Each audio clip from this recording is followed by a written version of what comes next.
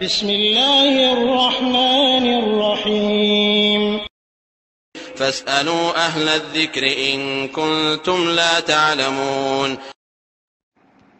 প্রাবক্ত ভাইয়ের আরেকটি প্রশ্ন হলো যে ইমামকে যদি তাশাহুদের বৈঠকে পায় তাহলে কি তাকবীরে তাহরিমা বাঁধবো, এরপরে বুকে হাত বাঁধবো, এরপরে তাশাহুদের ইমামকে তাশাহুদে পাওয়ার জন্যে আবার তাকবীর দিয়ে তার সাথে শরিক হব, নাকি শুধু তাকবীরে তাহরিমা বেঁধেই শরিক হয়ে যাব সরাসরি?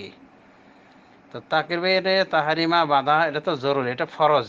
তাকবীরে তাহরিমা না বাঁধলে নামাজে প্রবেশ করবে না কোনো ব্যক্তি।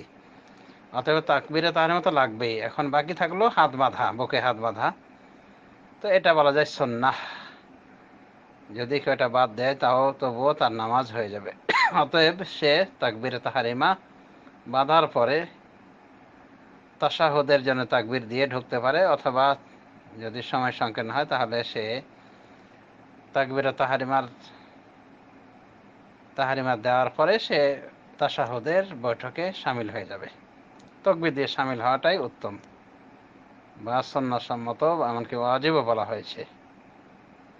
তাহলে এটাই নিয়ম যে তাকবীরে তাহরিমা বাঁধবে, এরপরে বুকে হাত বাঁধুক বা না বাঁধুক, ওই যে অবস্থায় ইমাম রয়েছে সে অবস্থায় ইমামকে ধরবে, ওই অবস্থায় যাওয়ার তাকবীর পাঠ করার পর। এটাই হলো আকরাব ইলা সুন্নাহ, সুন্নাতের অধিক নিকটবর্তী কথা।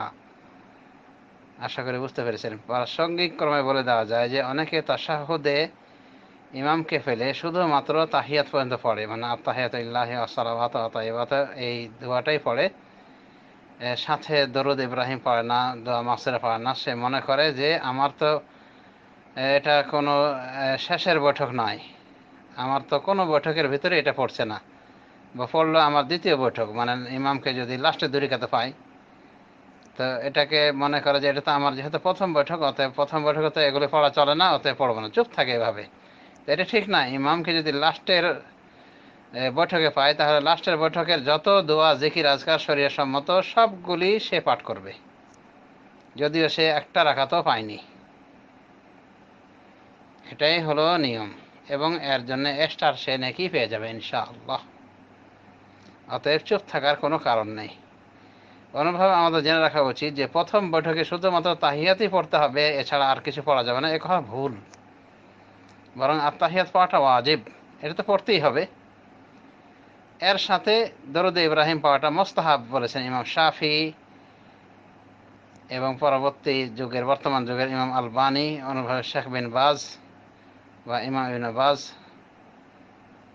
সহ বিভিন্ন উলামায়ে কেরাম, তারা প্রথম বৈঠকেও দরুদ ইব্রাহিম পড়া মুস্তাহাব বলেছেন। এমনকি আল্লামা আলবানী রহমতুল্লাহ আলাইহি তিনি বলেন যে প্রথম বৈঠকেও দরুদ দোয়াও পড়া যেতে পারে। এ মর্মে তিনি নাসাই শরীফের একখান হাদিসকে দলিল হিসেবে পেশ করেছেন। নাসাই শরীফের একখান হাদিস, অনুভাবে মুসনাদ আবি আওয়ানার একখান হাদিস পেশ করেছেন, যাতে প্রমাণ মিলেছে যে রাসূলুল্লাহ সাল্লাল্লাহু আলাইহি ওয়াসাল্লাম তিনি প্রথম বৈঠকেও তার জাতে পাকের উপরে দরুদ পাঠ করেছেন, মানে আগে তাহিয়াত পাঠ করেছেন, তারপর দরুদ পাঠ করেছেন এবং দোয়াও করেছেন। সুতরাং ইমামকে তাশাহুদের অবস্থায় পেলে কোনো সমস্যা নাই, ইমাম যতক্ষণ সালাম না ফিরবে ততক্ষণ পর্যন্ত দোয়া জিকির আজকারে মত্ত থাকা যাবে। অতএব শুধু তাহিয়াত পড়ে চুপ করে বসে থাকা ঠিক নয়, না প্রথম বৈঠকে না শেষ বৈঠকে। বরং ইমাম যতক্ষণ নামাজের সালাম না ফিরে ততক্ষণ পর্যন্ত ইমামের সাথে থাকবে, আর তাহিয়াত, দরুদ, দোয়া মাসুরা, অন্যান্য দোয়া এগুলি অব্যাহত রাখবে। আশা করি বুঝতে পেরেছেন।